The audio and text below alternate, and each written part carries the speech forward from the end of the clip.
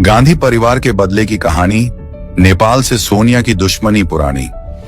नेपाल में जो उथल पुथल मची है, उसको लेकर सोशल मीडिया पर सोनिया गांधी और चीन पर सवाल उठ रहे हैं। क्यों? आइए समझते हैं। सदियों तक नेपाल में राजशाही थी, फिर 1990 में लोकतंत्र की मांग उठी। राजा बीरेंद्र मान गए और इंग्लैंड की तर्ज पर संवैधानिक राजशाही लागू हुई, यानी राजा भी रहेंगे और सरकार भी। हालांकि कम्युनिस्टों को यह भी रास नहीं आया।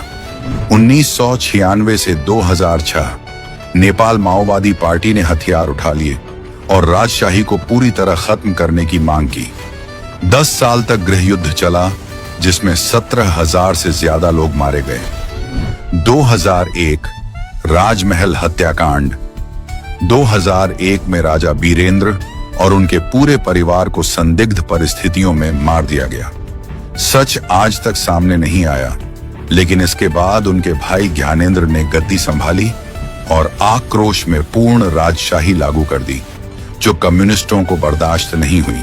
2004 में यूपीए सरकार ने राजा ज्ञानेंद्र की विरोधी पार्टियों को समर्थन दिया और राजशाही खत्म करने के लिए नेपाल पर आर्थिक दबाव बनाया। जैसे कि पेट्रोल, डीजल जैसे जिन चीजों के लिए नेपाल भारत पर निर्भर था, यूपीए सरकार सप्लाई कम करने लगी, जिससे वहां हाहाकार मच गया। 2006 नेपाल के माओवादी और राजनीतिक दलों ने मिलकर राजा ज्ञानेंद्र के खिलाफ मोर्चा खोल दिया, जिससे राजा को गद्दी छोड़नी पड़ी।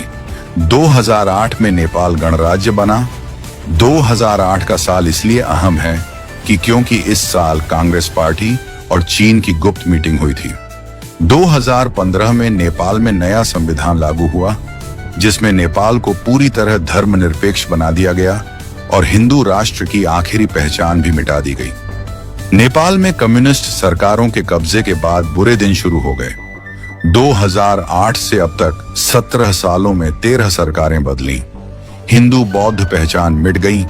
40 लाख नेपाली विदेश में मजदूरी को मजबूर हैं। बुनियादी सुविधाएं बदहाल हैं।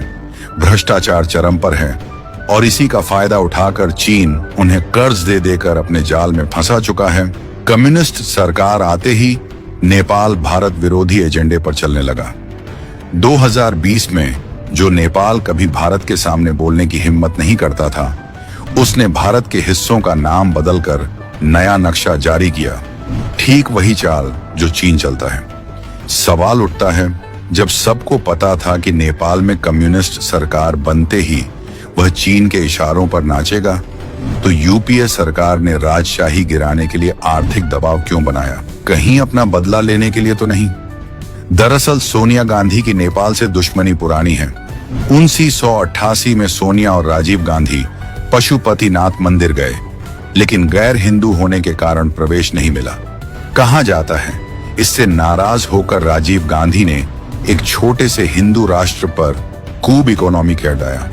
तो क्या यह कहना गलत होगा कि सोनिया गांधी ने अपनी पुरानी दुश्मनी निकालने के चक्कर में न सिर्फ नेपाल को बर्बाद किया, बल्कि भारत की बॉर्डर सुरक्षा भी खतरे में डाल दी?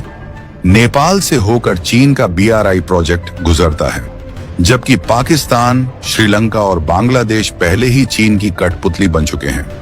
ऐसे में क्या सोनिया ने जानबूझकर नेपाल में कम्युनिस्ट सरकार को बढ़ावा दिया? 2014 में मोदी सरकार ने नेपाल से रिश्ते सुधारने की पहल की।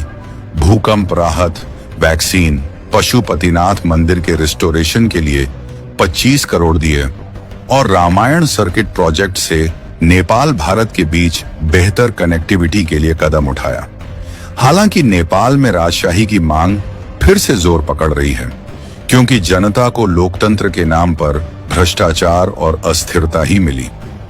आज अगर राजशाही बहाल होती है तो भारत नेपाल संबंध मजबूत होंगे, लेकिन अगर भारत में अभी कांग्रेस सरकार होती तो नेपाल की हिंदू राष्ट्र की मांग को कब का कुचल दिया गया होता और ये सरकार कम्युनिस्टों के साथ खड़ी मिलती।